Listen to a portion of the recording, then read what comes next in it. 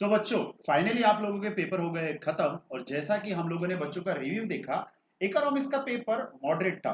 और आज हम लोग इकोनॉमिक्स के पेपर का हम लोग देखने वाले हैं रिव्यू, जिसमें हम लोग कुछ क्वेश्चंस को कवर करेंगे। इसका फुल फ्लेज वीडियो आएगा कल, जिसमें हम लोग पूरे के पूरे 100 क्वेश्चंस को कवर करेंगे विद डिटेल एक्सप्लेनेशन।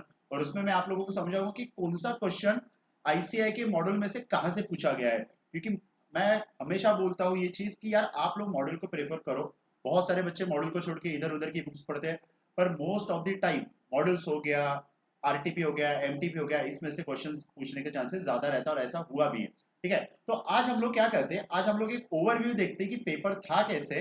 अब हर किसी को अलग अलग सेट आया, ये सेट जिसको भी आया है वो अच्छे से देखिए कि क्या फर्क था। सेट में थोड़े क्वेश्चन आगे पीछे होते, बाकी कोई मेजर चेंजेस नहीं होता। तो चलिए शुरू करते हैं। अब देखो, जैसा कि आप लोग स्क्रीन पे देख रहे होंगे, तो ये सेट जिसको आया वो देख लीजिए। यहाँ पे क्वेश्चन का जो लेवल था ना, अब हुआ कैसे क्वेश्चन के लेवल में, क्वेश्चन कुछ कुछ बहुत हार्ड थे, कुछ कुछ बहुत आसान थे, और कुछ कुछ मॉडरेट है। और कुछ कुछ क्वेश्चन में तो ऐसा भी हुआ है कि यार अनएक्सपेक्टेड चीजें पूछ लिया। इतनी माइनर माइनर चीजें पूछा है कि जो हम लोगों ने भी एक्सपेक्ट नहीं किया था कि यार ये चीजें भी शायद पूछ सकते हैं, बट आया है। जैसे अगर आप लोग देखोगे ना क्वेश्चन नंबर 2, उसमें आप लोगों को समझ में आ जाएगा। तो आप देखिए कि आपका कितना आंसर सही है और क्या क्या गलती हुई है। जैसा पहला क्वेश्चन यहाँ पे लिखा है, the real money refers to. अब जैसे चार ऑप्शन दिए है, money demand at a given rate of interest, real national income, nominal GNP divided by price level, और नेक्स्ट लिखा है nominal money adjusted to the price level. अगर इसका आंसर आप लोगों ने ए बी सी डी में से क्या दिया है वो देख लीजिए। इसका आंसर जो होना चाहिए, सबसे पहले तो रियल मनी और नॉमिनल मनी में आप लोगों को फर्क पता होना चाहिए। अब इसका जो आंसर है वो है D, nominal money adjusted to the price level. Hope so कि आपका ये आंसर सही हो। गलत भी हुआ तो भी कोई फर्क नहीं पड़ता, और भी पेपर्स में क्वेश्चंस करना बाकी है। अब ये जो सेकंड क्वेश्चन अगर आप लोग देखोगे ना, ये अनएक्सपेक्टेड था कि यार ये चीजें पूछ सकते हैं। ये तो लोगों को पता ही नहीं था, बहुत सारे लोगों ने तो पहली बार देखा होगा। ठीक है, क्या था, 1 Feb 1921 how many RTA were in force world wide. इसका आंसर जो था वो था बच्चों 339। उम्मीद करता हूं कि आप लोगों ने सही किया हो। नहीं किया हो, छोड़ दिया है तो बेटर है, गलत करने से अच्छा छोड़ देना कभी भी बेटर रहेगा। अब यहाँ पे है, जैसा आप लोग देखोगे नंबर 3 का यहाँ पे फॉर्मूला देखिए। यहाँ पे बोला है एक्सेस रिजर्व। अब एक्सेस रिजर्व क्या होता है, देखो एक्सेस रिजर्व में यहाँ पे बोला है फॉर्मूला, हम लोगों को बोला कि यार एक्सेस रिजर्व का फॉर्मूला क्या होता है। एक्सेस रिजर्व का फॉर्मूला है यहाँ पे टोटल रिजर्व प्लस रिक्वायर्ड। अगर देखा ना तो सब में थोड़ा बहुत चेंज है। कहीं पे प्लस है, कहीं पे माइनस है, कहीं पे डिवाइड किया और कहीं पे मल्टीप्लीकेशन किया। अब एक्सेस रिजर्व का मतलब क्या होता है कि भैया एक्स्ट्रा पैसा जो बचा, एक्स्ट्रा पैसा जो सरप्लस में है, तो इसका पहला तो सबका सेम है, total reserve, no doubt. Total reserve में से हम लोगों को माइनस करना पड़ता है यहाँ पे रिक्वायर्ड रिजर्व, बराबर। ये माइनस करने के बाद जो पैसा बचा उसको हम लोग बोलेंगे यहाँ पे एक्सेस रिजर्व। चलिए, उम्मीद करता हूँ कि आपके ये क्वेश्चन सही होंगे। अब चलो थोड़ा आगे देख लेते हैं। हम लोगों ने वैसे ही पहले मैंने बोला हम लोग थोड़ा ओवरव्यू देखते हैं, फुल फ्लेज देखेंगे हम लोग कल। तो चैनल को सब्सक्राइब करना मत भूलें। अब आते हैं 6 पे। जैसा 6 पे है, TRIPS स्टैंड फॉर। अब यहाँ पे तो बच्चों को पता ही नहीं था मोस्ट ऑफ दी। जैसे मैंने रिव्यू लिया कि यार बच्चों को ध्यान भी नहीं था यार ये सवाल पूछ सकते, बट आया।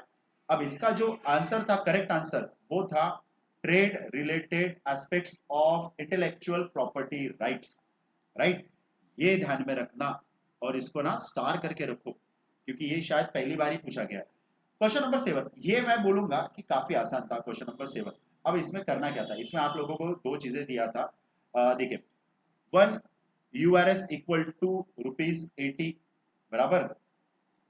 1 URS इक्वल टू ₹80 दिया था। फिर आने वाले टाइम पे बोला है 1 URS इक्वल टू, यहाँ पे हो गया 80 से 85। मतलब चीजों को समझो, यहाँ पे जो करेंसी है रुपीस के टर्म में, यहाँ पे बोला क्या है, the value of INR relative term to UR। अब समझो, यहाँ पे 80 से कितना हुआ है, 85। अब इसको बोलेंगे क्या, यहाँ पे 5 रुपीज जो है ना, 5 रुपीज हुआ है इंक्रीज, करेक्ट। अब 5 रुपीज इंक्रीज हुआ, अब मोस्ट ऑफ द बच्चे इंक्रीज हुआ तो इसको बोलेंगे एप्रिसिएशन, करेक्ट। बट बच्चों इसका आंसर एप्रिसिएशन नहीं, इसका आंसर होना चाहिए the correct answer is depreciation. Sir हम लोगों ने तो पढ़ा है कि भैया रुपीस का वैल्यू बढ़ा या किसी भी चीज का प्राइस बढ़ा तो उसका एप्रिसिएशन बोलते हैं। बिल्कुल नो डाउट वो आंसर सही है आप लोगों का कि भैया किसी भी चीज का प्राइस बढ़ा कॉल्ड एज एप्रिसिएशन और कम हुआ तो कॉल्ड एज डेप्रिसिएशन। बट यहाँ पे हम लोगों को ये समझना है कि ये जो प्राइस इंक्रीज हुआ इसके वजह से हमारा फायदा हुआ कि नुकसान।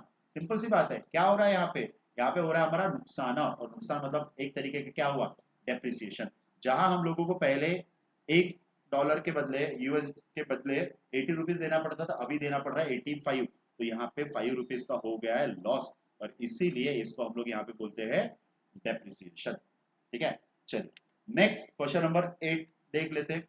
How does the principle of absolute advantage refers to. ये आसान था, इसका अगर आप लोग देखोगे ना तो पहले लाइन में समझ में आता कि एब्सोल्यूट एडवांटेज किसको बोलते हैं, the ability to produce greater, ठीक है, यहां पे ये वर्ड ध्यान में रखना, greater quantity of goods using the same amount of resource as competitor.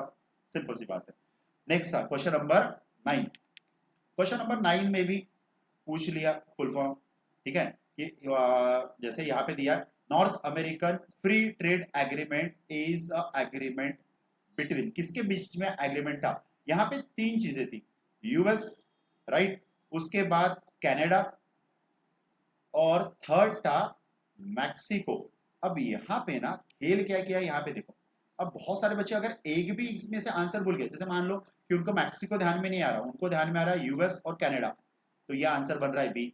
अगर मान लो कि वो कनाडा भूल गए तो उनको ध्यान में आ रहा है यूएस और मैक्सिको, तो आंसर बन गया सी। यूएस भूल गए तो कनाडा और मैक्सिको, बट ये जिसको तीनों ध्यान में रखना जरूरी था और जिसको ध्यान में है उसको समझ में आ गया कि इसका आंसर जो था वो था ए। ये था क्वेश्चन नंबर 9। फिर आगे एक 10th वाला देख लेते हैं।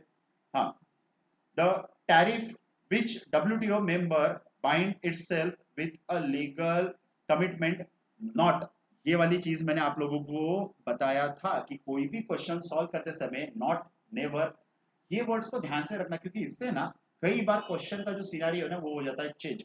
यहाँ पे बोला था नॉट कि कौन से इसमें ये अप्लीकेबल नहीं होता, तो इसका जो आंसर था इसका था बाउंड टैरिफ। ये एस्टिमेटेड आंसर है, इतना ध्यान में रखना। अब नेक्स्ट था 11th का, देखिए यहाँ पे क्या बोला है, टेक्निकल बैरियर टू ट्रेड, ठीक है, टेक्निकल बैरियर टू ट्रेड, इसका जो आंसर था वो था डी, राइट। और चलो आगे बढ़ जाते हैं, क्रॉस, ओके, क्रॉस रेट, चलो थोड़ा सा आगे बढ़ के देख लेते हैं। 15 में, हाँ ये इंपॉर्टेंट चीज, डेट, बहुत सारे बच्चों ने ये यहाँ पे मिस्टेक किया है, और मैंने लास्ट टाइम भी बोला था कि कोई भी क्वेश्चन में अगर डेट है, या जैसे आप लोग आईसी का मॉड्यूल पढ़ रहे हो, डेट के लिए ना आप अलग से नोट्स बनाओ ताकि आप लोगों को कौन सा डेट किस चीज के लिए वो पता चल सके। यहाँ पे क्या बोला था देखो, which date was apex policy making body a planning commission replace by NITI Aayog, बराबर है, नीति आयोग ने किसको रिप्लेस किया था इसमें, तो और डेट क्या था उसका, उसका डेट था 1 जुलाई 2015। अब नीति आयोग क्या था आप लोगों को पता है, just nothing but a planning commission, जिसमें 5-5 साल के प्लान बनाते थे। तो जैसा इंडिपेंडेंस के बाद 5-5 साल के प्लान बनाए, और फाइनली वो प्लान को हम लोगों को जाके 2015 में करना पड़ा बंद, right. Next question number 16। Question number 16 में यहाँ पे बोला है which government scheme support and promote organic farming, कौन सी गवर्नमेंट स्कीम जो है वो ऑर्गेनिक फार्मिंग को सपोर्ट करती है। अब यहाँ पे अलग अलग दिया था, यहाँ पे जो आंसर था वो था परंपरागत कृषि विकास योजना। अब एक सिंपल सी बात है, यहाँ पे फार्मिंग के बारे में बोला है, तो फार्मिंग से रिलेटेड जो वर्ड्स है वो आप देख सकते थे, जैसा यहाँ पे था कृषि, यहाँ पे था कृषि। अब यहाँ पे दोनों में से कौन सा मोस्ट एप्रोप्रिएट था ये आप लोगों को समझना बहुत जरूरी था। मोस्ट ऑफ दी बच्चों ने ए आंसर करके आया, पर इसका आंसर था डी। नेक्स्ट आगे बढ़ते हैं। चलो फिर से डेट के बारे में पूछ लिया इन्होंने, date, on which date a new industrial policy announce by government, कब न्यू इंडस्ट्रियल पॉलिसी अनाउंस किया था, इसका आंसर जो था, इसका आंसर था ए, ठीक है, 24 जुलाई 1991। और 20 अगर हम लोग देखें ईयर 1991, ठीक है, तो इसमें हम लोगों ने एक नई पॉलिसी भी लॉन्च किया था जिसको हम लोग बोलते थे LPG, liberalisation, privatisation and globalisation. उसी का थोड़ा बहुत पार्ट्स हम लोग बोल सकते हैं। द न्यू इंडस्ट्रियल पॉलिसी जो 1991 में आया था, और जो डेट था वो था इसका 24 जुलाई। ठीक है, फिर आगे बढ़ते हैं। और which of the following statement is true, देखो कौन सा स्टेटमेंट यहाँ पे ट्रू है। उम्मीद करता हूँ कि आप लोगों ने ये आंसर तो दिया होगा, क्योंकि इसमें कोई ज्यादा बहुत बड़ी मंतर नहीं था और बहुत आसान था। इसका आंसर था ए। ठीक है, फिर 22 India development update report publish in November 2022। हाँ, इसमें बच्चों को दिक्कत जा गई। ठीक है, कि भैया इंडिया डेवलपमेंट अपडेट का जो रिपोर्ट था वो नवंबर 22 में पब्लिश किया गया था, किसके थ्रू? सिंपल सी बात, किसके थ्रू पब्लिश किया गया था? तो इसका आंसर था वर्ल्ड बैंक के थ्रू। सिंपल। नेक्स्ट 23 में इसका जो फुल फॉर्म है, उम्मीद करता हूँ कि आपका आंसर सही हो, डी। आगे बढ़ते हैं, आगे बढ़ते हैं थोड़ा सा। ओके 35। ओके, यहाँ पे ये जो 35 था ना, ये थोड़ा सा न्यूमेरिकल बेस था, जैसा डिमांड का था। अब यहाँ पे ना एक सिंपल सी चीज मैंने लास्ट टाइम भी आप लोगों को समझाया था कि कई बार ना क्वेश्चन से आंसर नहीं निकालना, हम लोगों का आंसर से क्वेश्चन बनाना है। जैसा ये क्वेश्चन में भी हम लोगों ने किया। देखो करना क्या था, जैसे प्राइस दिया था यहाँ पे P10, ठीक है, और फिर दिया था क्वांटिटी डिमांड जो है QD दिया था यहाँ पे 500। फिर यहाँ पे बोला इलास्टिसिटी ऑफ डिमांड जो है ना वो ऑलरेडी गिवन है। मोस्ट ऑफ द हम लोगों को इलास्टिसिटी ऑफ डिमांड निकालना पड़ता था, यहाँ पे दिया है 1.25।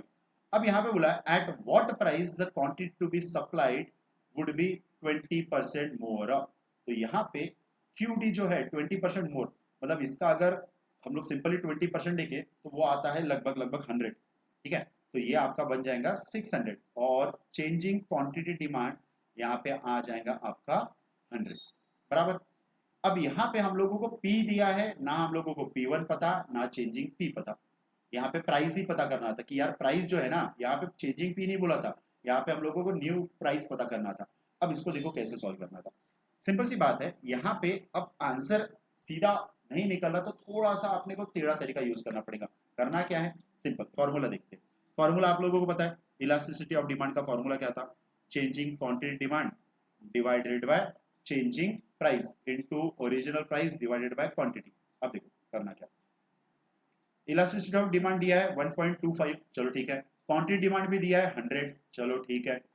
और यहाँ पे प्राइस दिया, ओरिजिनल प्राइस दिया है 10, और ओरिजिनल क्वांटिटी जो है वो दिया है यहाँ पे 500। बराबर। अब देखो कैलकुलेटर आप लोगों को अलाउ है वैसे भी, तो इसका आप एडवांटेज ले सकते हो। चेंजिंग प्राइस आप लोगों को नहीं पता, बराबर, और ना न्यू प्राइस पता है, तो यहाँ पे करना क्या था? यहाँ पे ना, यहाँ पे सबसे पहला आप लोग ऑप्शन ए देखो। ए में प्राइस कितना है? ए में प्राइस है 11.6। तो यहाँ पे हम लोग चेंजिंग प्राइस कैसे निकालते हैं, याद है ना? ठीक है, P1 माइनस P। अब P1 मान के चलो 11.6, देखो मैं आंसर से क्वेश्चन बना रहा हूँ यहाँ पे, और यहाँ पे दिया है अपना 10, तो ये आ गया आपका 1.6। सिंपल सी बात है। तो चेंजिंग P जो है वो यहाँ पे 1.6 लेके देखो, और देखो कि आपका आंसर अगर 1.25 इलास्टिसिटी ऑफ डिमांड आ रहा है तो मतलब आपका आंसर यहाँ पे है सही। तो ये था एक तरीका क्वेश्चन को सॉल्व करने का। बहुत सारे बच्चों ने यहाँ पे गड़बड़ी किया है, उनका आंसर ही नहीं आ रहा था। ठीक है, तो देखो पहला आंसर आ गया तो दूसरी इधर जाने की जरूरत ही नहीं पड़ी। ठीक है, तो इसका आंसर जो था वो हमारे हिसाब से तो था ए। आगे 36 में 60 डिवाइड बाई 20, ये आंसर सिंपल था, ये था 30। ओके 37 में भी अगर आप लोग देखोगे, ठीक है, the higher level of output average total cost, ये देखो ATC के बारे में बोला है, ATC कर्व के बारे में बोला है, और यहाँ पे बोला है ABC। ठीक है, इसका जो आंसर था ना बच्चों, इसका आंसर था C. Average cost, average fix cost account for relatively smaller as compare with the total average cost. बराबर। नेक्स्ट आगे बढ़ते हैं। 38 का आंसर सिंपल था यहाँ पे, 38 का आंसर था यहाँ पे ए। ओके, फिर 39 भी इंडिफरेंस का, और ये भी बहुत आसान था अगर देखा जाए तो।